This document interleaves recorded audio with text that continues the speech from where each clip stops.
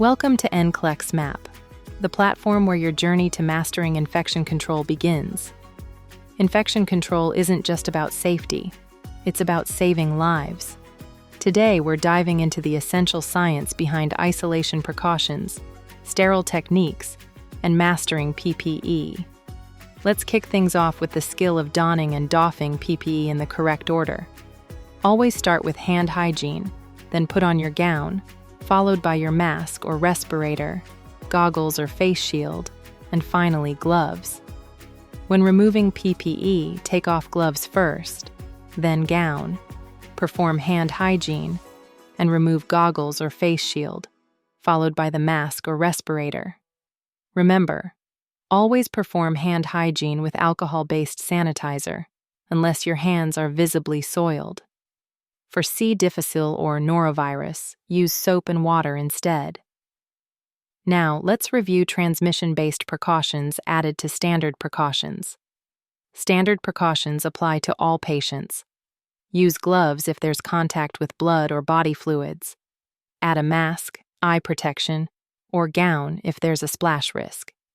Contact precautions require gown and gloves, and a private or cohort room.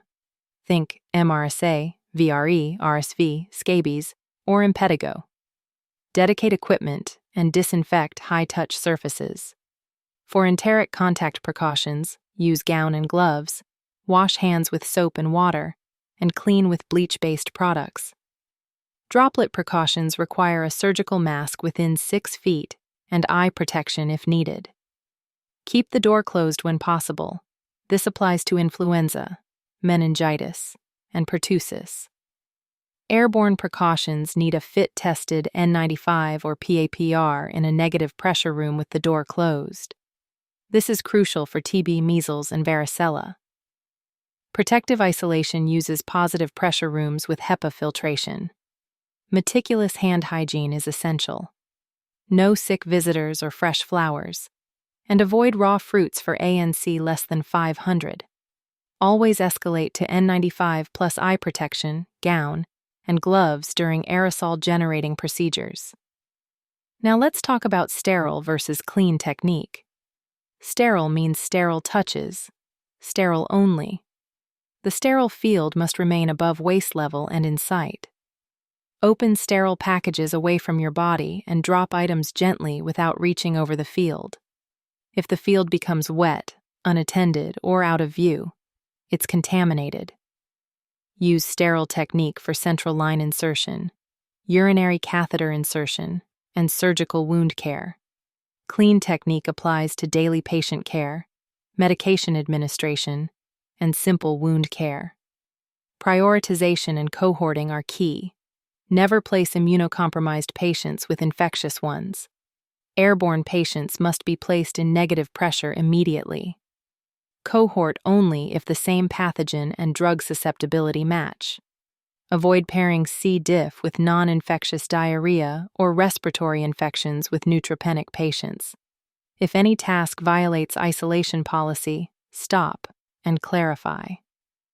Now let's discuss the bundle approach to prevent infections. The central line bundle includes hand hygiene, maximal sterile barrier, and daily necessity review. The ventilator bundle includes head-of-bed elevation, daily sedation vacation, and oral care with chlorhexidine.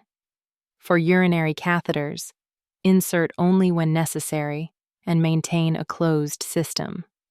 Post-exposure protocol is immediate. Wash or flush immediately and report the exposure.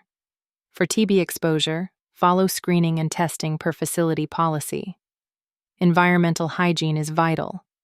Use EPA-approved disinfectants and dedicate equipment. During transport, maintain precautions and have patients with droplet or airborne precautions wear a surgical mask. Now, let's go through some high-yield scenarios. Scenario 1. A patient with cough, fever, and possible TB. Priority action is airborne isolation immediately. Scenario 2. A neutropenic chemo patient and a toddler with RSV. Protective isolation for the neutropenic patient and contact precautions for the RSV child. Scenario 3. A patient with watery diarrhea on antibiotics positive for C. diff. Use contact enteric precautions and clean with bleach. Scenario 4. Influenza outbreak. Staff wear surgical masks, screen visitors, and maintain droplet precautions. Scenario 5. Central line dressing change requires a mask, sterile gloves, and a sterile field. Scenario 6. Disseminated zoster requires airborne and contact precautions with N95, gown, gloves, and negative pressure. Now, your NCLEX pearls. N95 or PAPR for airborne pathogens like TB and measles. Wash hands with soap and water after C. diff or norovirus. And remember the donning and doffing order. Infection control saves lives, not just for your patients, but for you and your team. This is your NCLEX map to infection control mastery. If you found this helpful, like, share, and subscribe for more high-level nursing content designed to elevate your practice.